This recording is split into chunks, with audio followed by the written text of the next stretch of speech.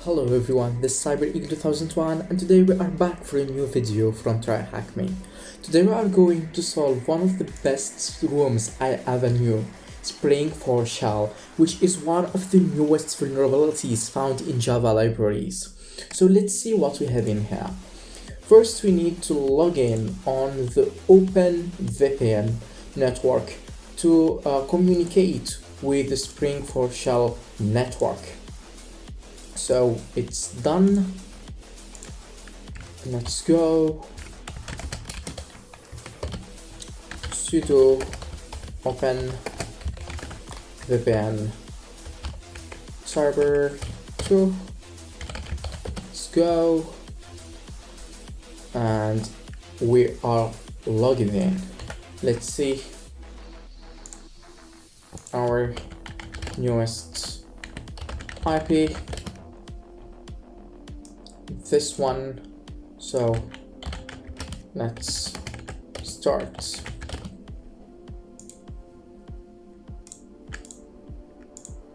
Refresh the page.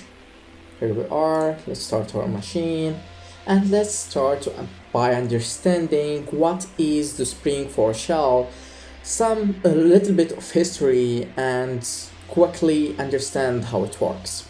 So actually, it's in late March 2022, two remote command execution vulnerabilities in Java Spring framework were made public. The first of these vulnerabilities affects a component of the framework called Spring Cloud Functions. The second, arguably more serious vulnerability, affects the component in Spring Core, the heart of the framework, thus significantly increasing the vulnerability potential impact and earning in the name Spring4Shell. For various reasons, there has been a lot of confusion surrounding these vulnerabilities in the wider InfoSec community. As such, this one may be updated as new information comes to light on a similar note. The impact of Spring4Shell is currently unknown. Only time will tell how widespread the vulnerability is in the world.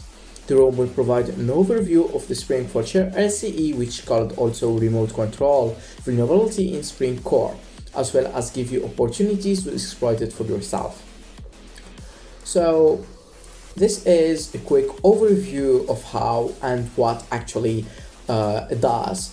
Actually, the new Spring4Shell CVE 2022 actually isn't the first one. In 2010, we had this actually a similar vulnerability, but it was patched. And now the CVE 2022 bypassed those patches.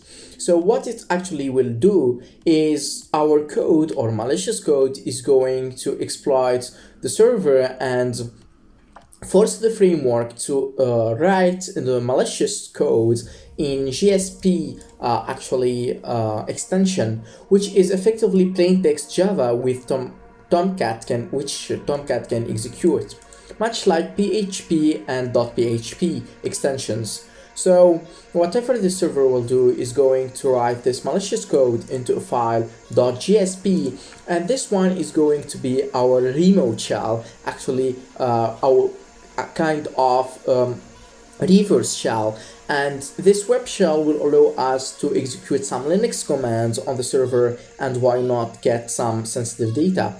This is why actually we need to update and patch our servers and frameworks. So it says that to be safe, we need to update to the version after patch 18 of the mini release 5.3. If you are using the release 5.2, then you need to patch for the patch 20. So let's go for the exploitation part. Here we should start by downloading our script.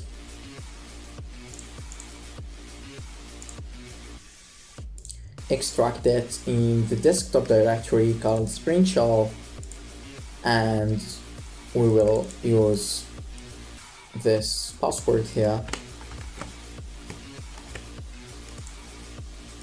Done.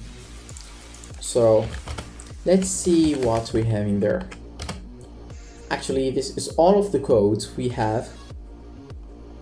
So this is the main thing. we need to give it URL, and these are some extra commands.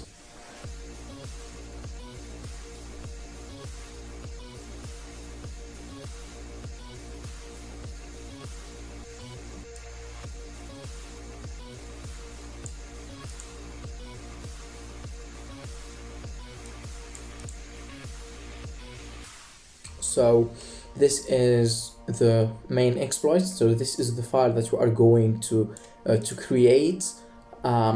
This is the exploit actually. Here these are the commands. So this is the name of the file we are going to use. If we got a 200 answers, so everything is successful. If we got another code, so the exploitation failed to upload. So what we are going to do now, we are going to run it, Python 3 exploit.py, and going to use the help command.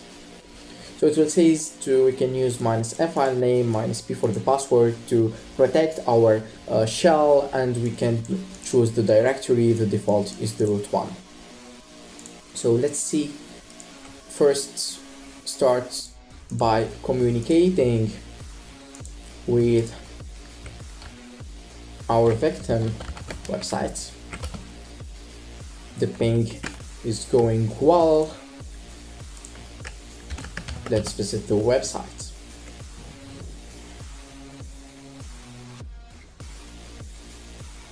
Give it some time.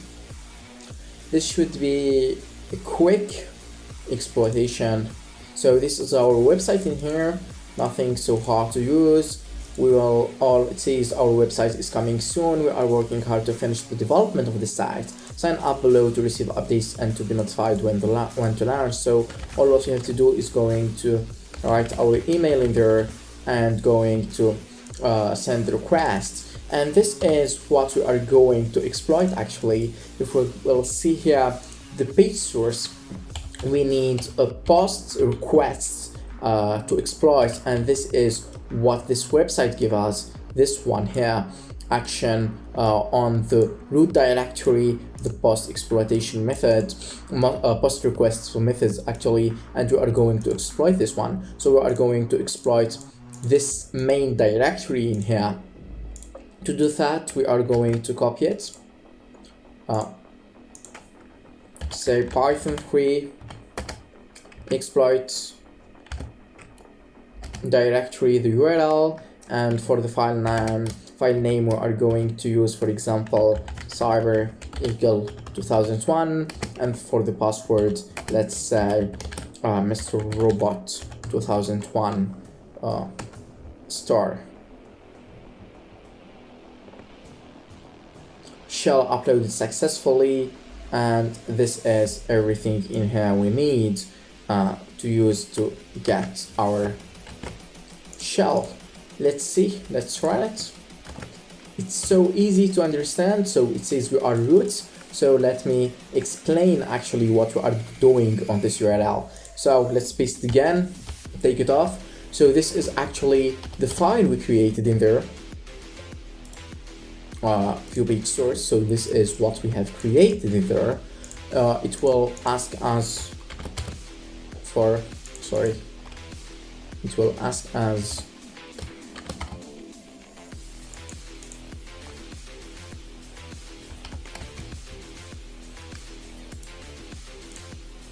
so same thing, we need to give it actually the password of the file. So password and star. So white label error page, the application has no expectation mapping to this error. Actually it will give us the date and the internal error. This is why we need to finish actually what we have started by adding cmd and running the whoami command, which will show that we are root actually directory. Using this exploitation, we don't need any privileged techniques. Actually, we are directly administrators.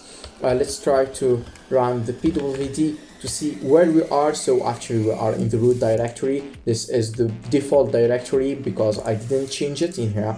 You can see to change the directory, all what we are going to do is to use -d or -d. So let's go and see what we have in there. Let's list the content of this directory. So this is actually a Linux server, not surprise. Let's go and get our flag, which is under the, you can see in here, under the root flag.txt. Let's see.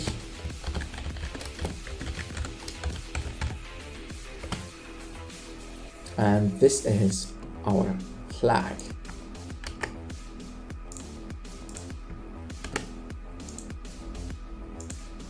Done. Amazing. We got our shell, the shell works, we did our exploitations, we are good hackers. Let's see what we have in here. Congratulations, you have reached the end of the Spring4Shell room. Having completed this room, you should hopefully have a high level understanding of this vulnerability and be comfortable attacking applications vulnerable to the CVE. As mentioned previously, this vulnerability has the potential to be very widespread, but only time will tell how serious it really is. Keep an eye out and make sure that you patch and systems are you are responsible for.